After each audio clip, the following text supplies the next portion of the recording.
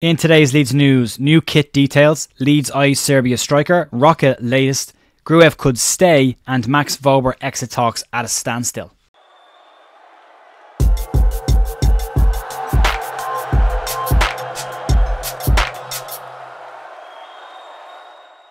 Morning folks, Chair here on Wednesday morning the 19th of June with your Leeds United news. Hope you're all having a really good week so far.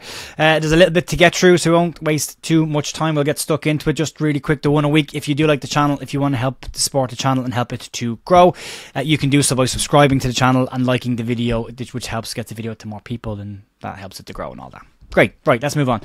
Let's talk about the new kit details that have emerged this morning. We're at that point of the year where we're all eagerly anticipating what Leeds will walk out in next season.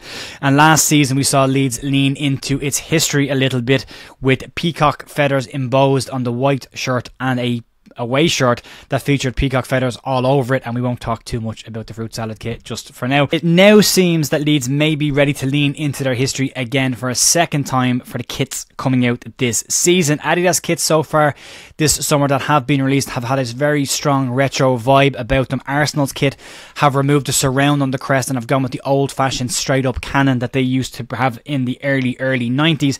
Now, according to The Athletic, Leeds may bring back a badge or badges from the past. In Nancy's piece in The Athletic today, she talks about the potential options for the kit for 2024-2025 season and could feature a badge change on it.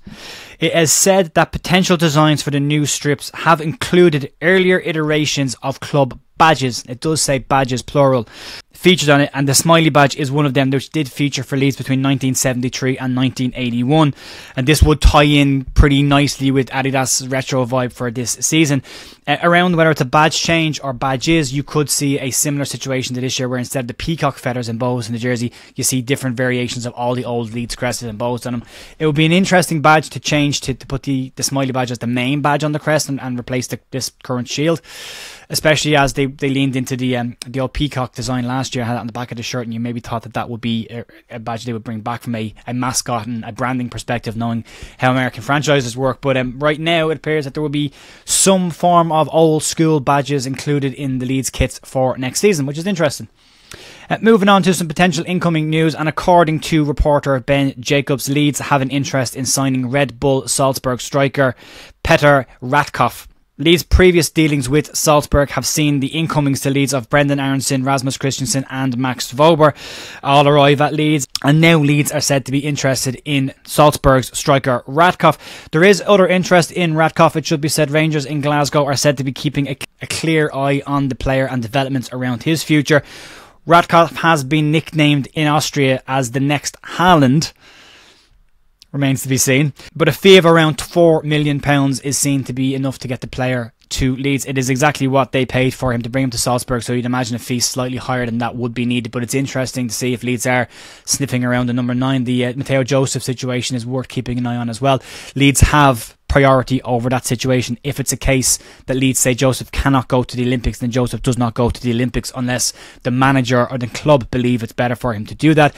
Because the IOC and the Olympic International Committee's decisions do not fall inside the FIFA calendar, it is the club's decision whether they let them go or not. Arsenal have already refused their players permission to go to the Olympics, so one to keep an eye on. If Leeds do let Joseph go, that maybe gives us an indication of where Leeds' head is at coming in to the new season, and a new striker maybe what they look for to put real competition on Pat Bamford for next season.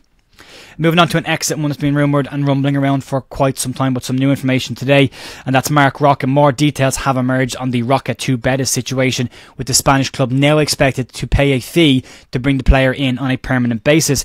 Betis are said to have agreed a second successive loan agreement with Leeds for Roca to return to Betis, but are now said to be in talks around a permanent deal. This is something we talked about a couple of weeks ago. The interesting piece around this is Roca is expected now to be Leeds' first permanent exit away from the club, and could be the PSR deadline sale that has been expected over the last couple of months. If Leeds do sell a player before the 30th of June, that eases any burden and may mean that Leeds don't need to sell any other players going into the remainder of the summer. Estadio Deportivo have said that Betis are going to pay less than the £10.1 million option that was in the loan agreement last season, but it could still be close to that £10 million mark.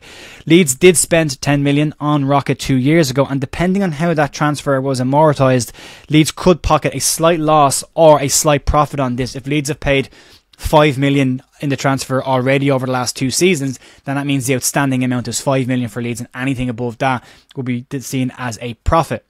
Moving on to some potential good news for Leeds, or at least a retention in the short term, and that's around Ilya Gruev. Reports earlier this month suggested that the Leeds United central midfielder could be on his way to Borussia Dortmund after they expressed an interest in the player. Now, according to Sky Sports Germany's journalist Florentin Plettenberg, Dortmund may have moved on to other targets. He claims that Dortmund now have an interest and are speaking with Frankfurt around a move for Pascal Gross after he impressed during his time in the Premier League and on his return to Germany last year with Frankfurt. Talks on that move are said to be ongoing, but that could mean that Leeds may retain Ilya Gruev in the short term, at least unless there is other interest in the player. There were reports earlier this month as well that Leeds had turned down some offers for the player already, so it'll be interesting to see there.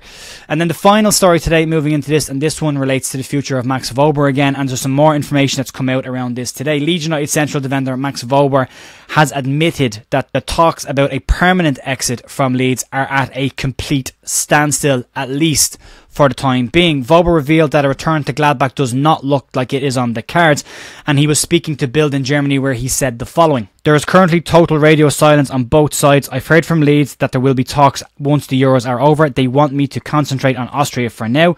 In Gladbach, I said goodbye to everyone and thanked them for a cool year. So far, I haven't heard anything." Max appears to be getting what he asked for, which was total silence during the Euros to allow him to focus on that. Interesting to see that he reckons that Leeds are also keen on him focusing his time on the Austrian national side and getting through that. Just from some of the language that's used in the article as well, don't be surprised if Max Wober returns to Leeds and Joe Rodon doesn't. It may never happen.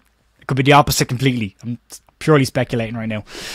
But just certain things in that Leeds will speak to him once the Euros are over. There is also talks about Leeds looking for a permanent exit for the player away as well. So still up in the air. We're getting, I think as it was Adam Pope said it yesterday, we're in that point of the year where if you're not at the Euros, you're probably on holiday.